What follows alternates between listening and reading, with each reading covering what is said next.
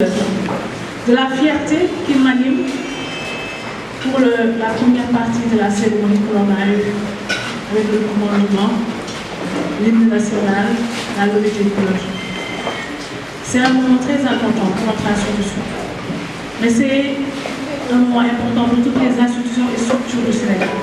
Sauf que chez nous, à l'US, on a la mission d'instruire, d'éduquer, de former la jeunesse de notre pays.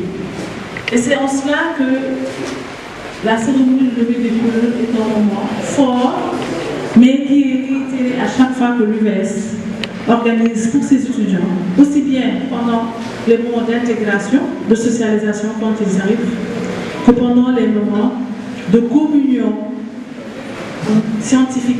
Parce que moi, le projet Réno Géno, j'ai eu à en discuter hier avec ses initiateurs, puisque étant marraine, je me dois de contrôler ou de superviser ce qu'ils font à titre personnel, mais en tant que directrice des ENO, la mission de la vie associative qui organise cette activité m'a été confiée par le professeur Moussa Lo, que je tiens ici à saluer et à qui je veux rendre un grand hommage.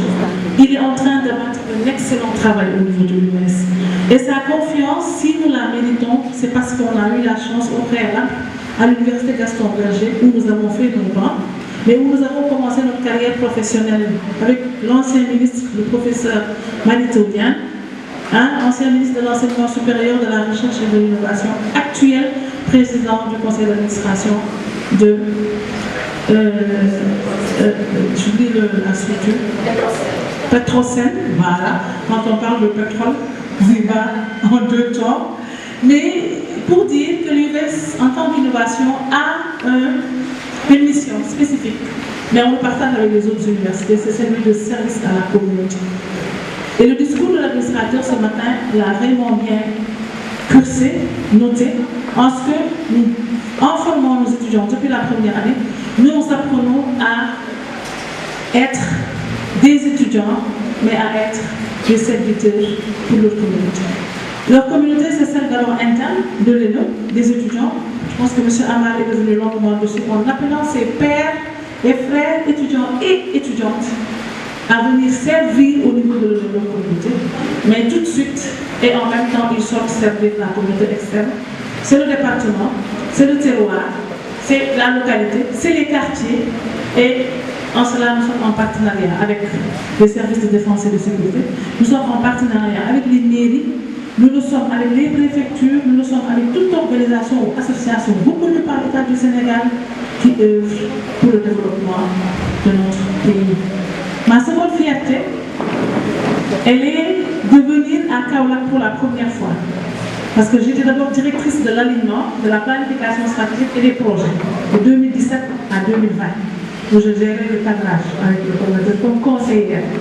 Ensuite, peut-être parce que les étudiants ont vu, on y a dit, en moi, une personne qui naturellement veut faire bouger les choses.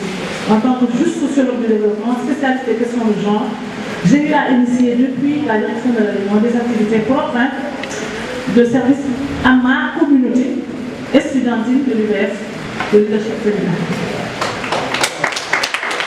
Et le concours d'éloquence, qui est repris par Géno, parce qu'ils en ont fait une spécificité à Kaolack, fut un très grand moment du début de 2020-2021, pendant la Covid-19.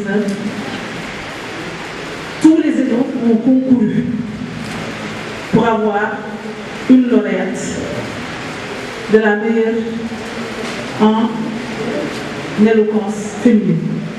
Et Maïmouna Gueye, en ce temps, était présidente de commission féminine. Elle était la présidente de la commission féminine nationale. Elle-même, on portait la structure, on portait le concours, mais ce sont les présidents de l'UE et la Fédération nationale des étudiants de l'US qui ont donné vie à ce projet et qui l'ont porté. En financement, en partie, mais surtout en accompagnement. Et ils ont parcouru à Thiès, on a été d'abord à Kaolack, ils sont venus à Kaolack pour la première des joutes éliminatoires. Chaque ENO a compétit, ils sont allés à Thiès pour la demi-finale. Et c'est à l'île de Mermoz que la finale eut lieu sous la présidence du ministre Manito Diane qui en fut le parrain. Parce qu'il fut celui qui, le premier, a posé la première pierre mais effective de l'université virtuelle. Retrouver Maïmouna aujourd'hui à Lénon est pour moi une fierté. Mais ce qui me fait plaisir, c'est que le Bénin suivant, le 2020, a porté le projet et il se l'est approprié en apportant une valeur ajoutée. J'ai dit tout le génie, et je pèse mes mots, tout le génie intellectuel qu'il y a dans ce concept de rénogénie.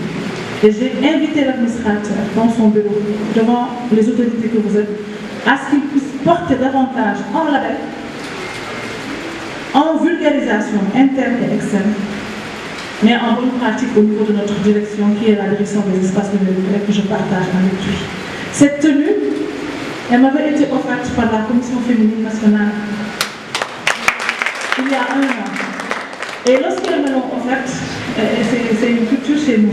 On est des Sénégalais, les gens aiment bien être bien habillés. Quand on pense avoir un vis-à-vis sincère avec quelqu'un, la première chose qu'on offre dans notre culture, le pagne. On a vu les braves dames, des grands khalifs, donner en ces temps au prince des pagnes pour avoir les meilleurs fils.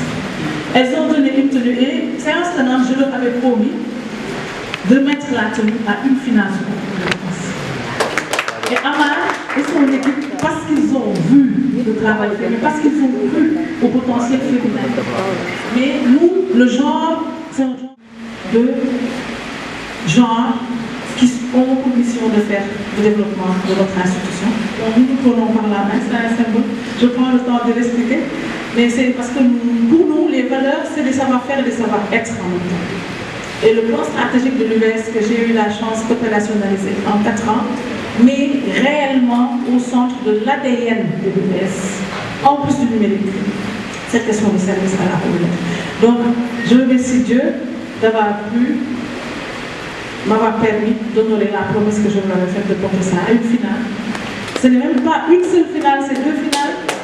Ça va être une finale, une revue pour une intellectuelle, c'est une revue portée par des étudiants. C'est la partie conceptualisation, c'est la partie cadrage, recherche qu'ils sont en train d'aller chercher eux-mêmes, en plus de la professionnalisation dont ils sont les maîtres, je les appelle, parce que quand je vois les affiches qu'ils font, quand je vois les supports qu'ils sortent, je dis que ce pays a besoin d'eux, et à eux maintenant, et nous, parce que nous en avons la mission d'aller les amener vers les forces vives de la nation, leur montrer leur potentiel, leur talent, qu'ils créent des entreprises, des start-up, qu'ils créent des associations féminines, comme la commission, qu'ils créent d'autres choses. Vive l'UVS, vive le leadership féminin de l'UVS, à cette date, et j'ai le plaisir de le matérialiser avec ma tenue. J'espère qu'elle aura plu. Merci beaucoup.